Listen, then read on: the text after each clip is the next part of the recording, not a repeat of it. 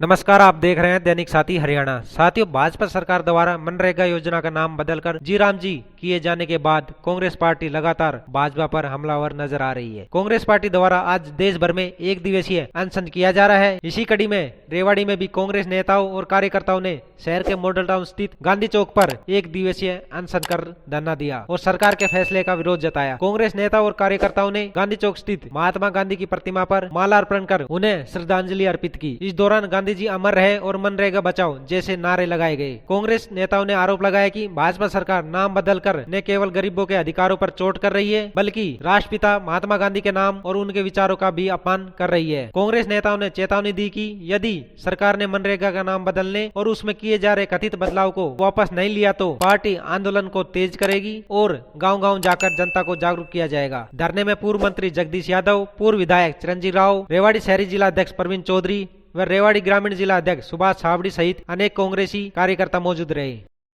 देखो, जैसा कि अभी हमारे जो सीनियर लीडर हैं उन्होंने भी आपको बताया था, तो मैं यही कहना चाहूँगा कि जो बीजेपी गवर्नमेंट ने मनरेगा का जो नाम बदल कर रखा है और 125 दिन की ये कह रहे हैं गारंटी दे रहे हैं, परंतु ये स्टेट गवर्नमेंट पे भी डाल रहे हैं। 60-40 का इन्होंने रेशे रखता है।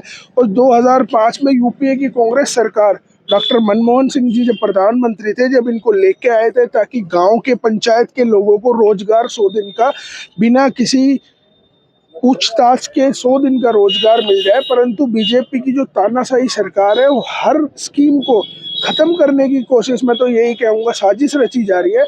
उसके लिए कांग्रेस एक पूरे देश में एक अभियान चलाया जा रहा है जो 40 से 45 दिन का अभियान है।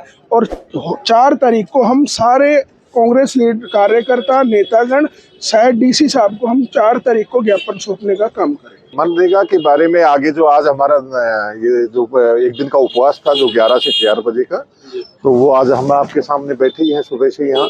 और कल हमारा जो बीता हुआ कल 10 तारीख को हमने प्रेस कॉन्फ्रेंस करी थी, सभी नेता हाजिर हुए कांग्रेस कार्यालय में। और अगला जो हमारा है, हमारी ट्रेनिंग है 13 से और 23 तक, जिसमें बीच में आदरणीय हमारे नेता राहुल गांधी जी 16 और 17 को कुरुक्षेत्र पहुंच रहे हैं। तो उसके बाद यहाँ हमारे पूर्व मंत्री हैं, पूर्व विधायक हैं, वो इस कार्यक्रम को चलाएंगे 10 से 15 दिन। और इसको गांव लेवल तक, पंचायत लेवल तक इस प्रोग्राम को लेके जाया जाएगा। और उसके बाद 11 जनवरी से और 6 फरवरी तक हम एक धरना विशाल प्रदर्शन करेंगे।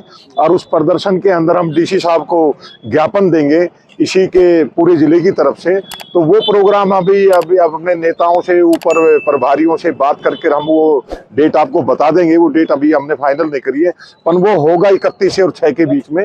उसके बाद हम इसको ग्राम पंचायत पे ले जा रहे हैं और ब्लॉक समिति स्तर पर वार्ड लेवल तक, आम आदमी तक इसको ले जाना चाहते हैं। देखिए, देश भर के अंदर हमारा ये आंदोलन चल रहा है। जिस प्रकार से भारतीय जनता पार्टी ने मनरेगा की जो स्कीम है, जो हमारी यूपीए की चेयरपर्सन सोनिया गांधी जी लेकर आई थी, हमारे पूर्व प्रधानमंत्री डॉक्टर मनमोहन सिंह की एक दूरदर्शी सोच थी कि जो बेरोजगार हैं देश के, चाहे वो गरीब हों, दलित हों, पिछड़े हों, महिलाएं हों, उनको हक मिल सके। 100 दिन की गारंटी देने का काम जो कांग्रेस पार्टी ने किया, उसके अंदर बदलाव करने का काम जो बीजेपी कर रही है, उसके विरोध में प्रदर्शन चल रहा है। आप सब जानते हैं कि कांग्रेस पार्टी ने जब ये लागू किया था तो 90% जो इसका वित्तीय भार था वो केंद्र सरकार पे था और 10% राज्य सरकारों पे था। उसको इन्होंने पूरी तरीके से बदल के 60% केंद्र सरकार और 40% राज्य सरकारों के ऊपर किया है। कितने ऐसे राज्य सरकार हमारी हैं जिनके ऊपर इतना पैसा नहीं है वित्तीय कि अपने कर्मचारियों का भत्ता दे सके, उनकी सैलरी दे पाए, वो कैसे उसके 40% को कर पाएगी। इसके साथ साथ इन्होंने एक पिक एंड चूज मेथड लागू किया है, जिसके जरिए किसी प्रदेश को कुछ पैसा दिया जाएगा, कुछ को बिल्कुल नहीं दिया जाएगा। तो इसके जरिए जो विपक्ष की सरकारें हैं उनको तो पैसा मिल ही नहीं पाएगा। एक तरह से उनके अंदर बदलाव जो इन लोगों ने किया है। दूसरा, 2 महीने की इन लोगों ने कैप लगा दी कि जिसको इन्होंने कहा हार्वेस्टिंग सीजन जब होगा तब उनको काम के ऊपर रोक लगा दी जाएगी। तो हमारा ये मानना है कि एक जो स्कीम कांग्रेस पार्टी लेके आई थी, जिससे करोड़ों लोगों को फायदा मिला, कोविड के दौरान भी जब लोगों के पास रोजगार नहीं थे, अपने घरों के ऊपर ही रोजगार मनरेगा के जरिए जो लोगों को मिला उसके अंदर बदलाव करने का काम जो सरकार कर रही है, इसको विरोध के अंदर कांग्रेस पार्टी लगातार लगी रहेगी। और महात्मा गांधी जी तो एक ऐसे व्यक्ति थे, जब उनका मृत्यु हुई तब उनके जबान से, उनके मुख से जो आखिरी शब्द निकला था वो हे राम निकला था। उनसे बड़ा मुझे नहीं लगता कोई भगवान राम का भक्त हो सकता। और भगवान राम के नाम के ऊपर जो ये राजनीति करने का काम बीजेपी कर रही है, इसको रोकने का काम कांग्रेस पार्टी करेगी। आपने डीपली बात की, ये सब पब्लिक तक नहीं पहुंच पा रही। पब्लिक में जो मैसेज सेपरेट किया जा रहा है, बीजेपी बार बार ये बोल रही है कि सिर्फ नाम चेंज किया है, कि उसमें और कोई चेंज नहीं लाया गया है। अब देखिए, इसीलिए तो आज धरना प्रदर्शन है।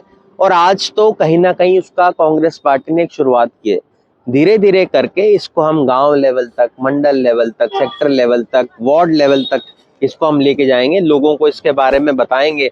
और जिस प्रकार से भ्रमित करने का काम बीजेपी कर रही है, उस भ्रम को दूर करेंगे हम सब लोग मिलके। चाहे हमारे जितने भी साथी हैं, पूर्व मंत्री जगदीश जी हों, डॉक्टर ML रंगा जी हों, हमारे यहाँ के दोनों जिला अध्यक्ष प्रवीण चौधरी जी, सुभाष छाबड़ी जी, हम सबका मकसद यही है कि लोगों को जो उनका हक है वो मिले। और उसके ऊपर कहीं ना कहीं जो कुठाराघात बीजेपी करना चाह रही है, कांग्रेस पार्टी उसको नहीं होने देगी।